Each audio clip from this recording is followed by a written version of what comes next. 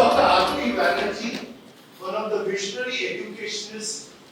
He is a prolific writer. Some of the books that you received with his team just now, that young lady and the gentleman who presented you. He's an author of 80 books so far. 80. And for those of you who are lucky, he's the director of marketing and he's got some 40 books, 50 books for you to actually take them home. The great uniqueness about Dr. BANERJEE is that he never sells his books. He shares his books. He has almost spoken from the London Business School to the Harvard Education Center in Boston, to the universities that I mentioned to you this morning, including the university at Washington, D.C. and Chicago. He is a Sanskrit scholar of eminence, and the government back at home recognizes him as a leader of eminence. That's the highest honor that the gentleman has achieved. Ladies and gentlemen, in your honor, he's present here today. Today, we are releasing the book cover of his book, Gita for Work and Life. It's a book which will be unleashed very soon, and hopefully some of you will get a copy. Gita for Work and Life is based on the principles of the very, very historical, mythological Bhagavad Gita, written and emancipated out of the Mahabharata. Many of you know about Mahabharata since we share cultures, you know. So when the Gita was written, the principles of Gita were used to teach the disciplines of life. Dr. BANERJEE realized great potential in the teachings of the Gita for his university.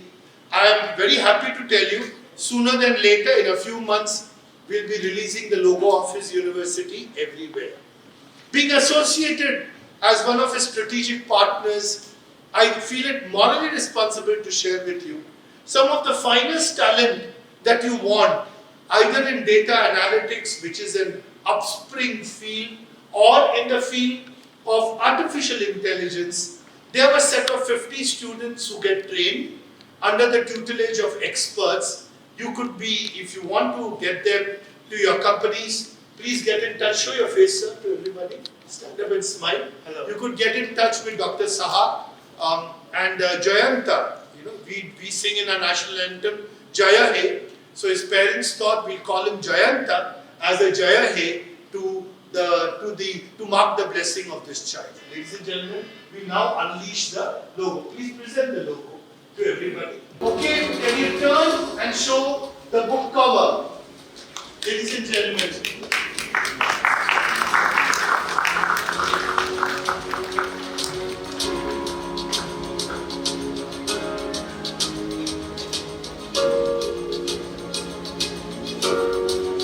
Wow. A few words about your book.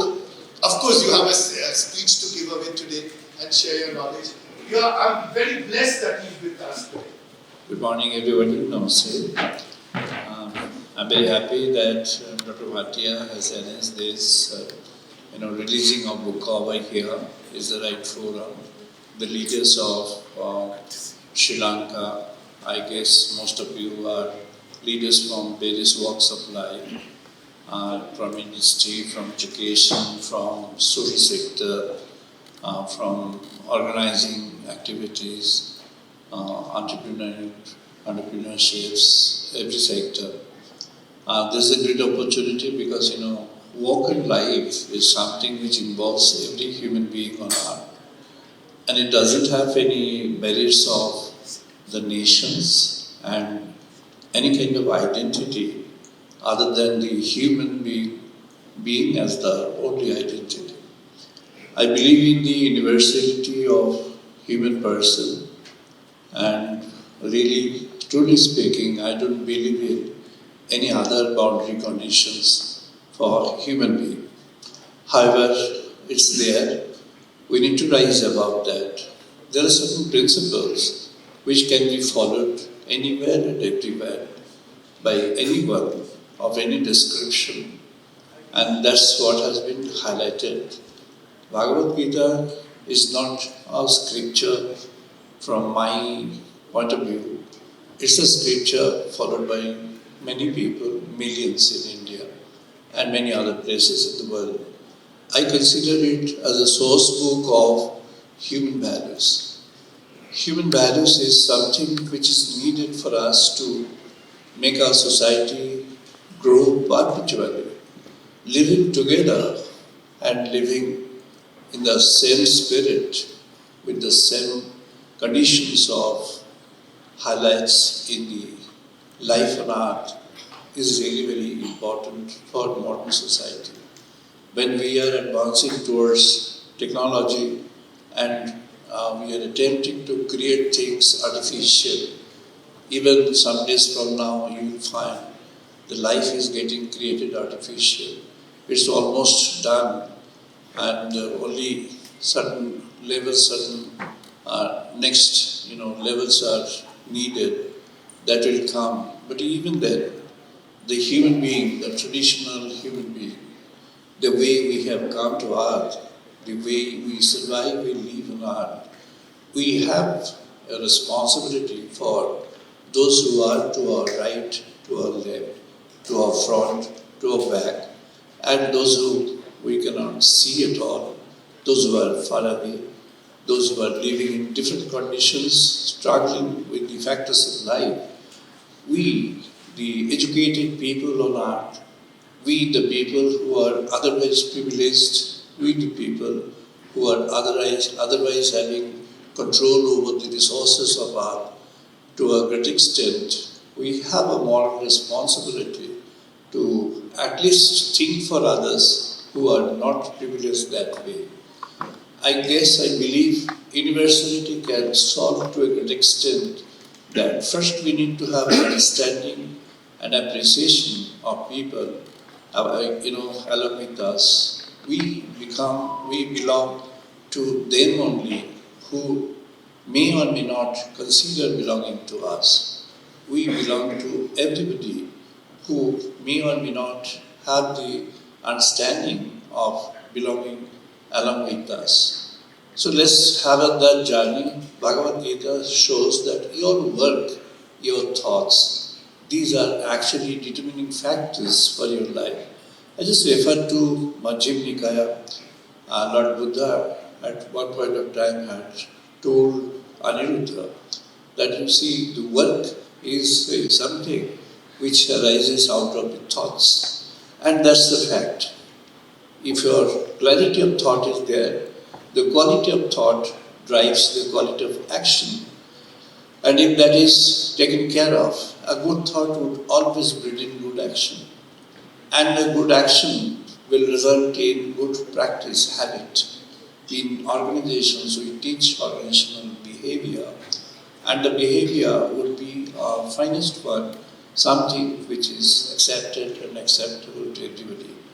And therefore, in order to have the thoughts, and otherwise what you could do, if the thoughts are not correct and good, then it may lead to destruction. Like, he says, sow a thought, reap an act, sow an act, reap a habit, sow a habit, reap a character, sow a character, reap a destiny. So it's a thought which finally leads to destiny. Therefore, let's have an effort, attempt where we can correct the thoughts or suggest to correct the thoughts. It's the human volition to accept that or not. You may accept, you may not. You may reject thoroughly. But still there is a responsibility on the part of someone who understands that this is needed. That's what has been done. Thank you so much for being with us, for allowing me to be with you for a while. Thank you. I convey my regards to Dr. Raju Bhatia, my good friend. He is really a wise man, and he conveys the message of goodness to many places in the world. My sincere thanks to Dr. Bhatia and his entire team. Thank you so much. Thank you.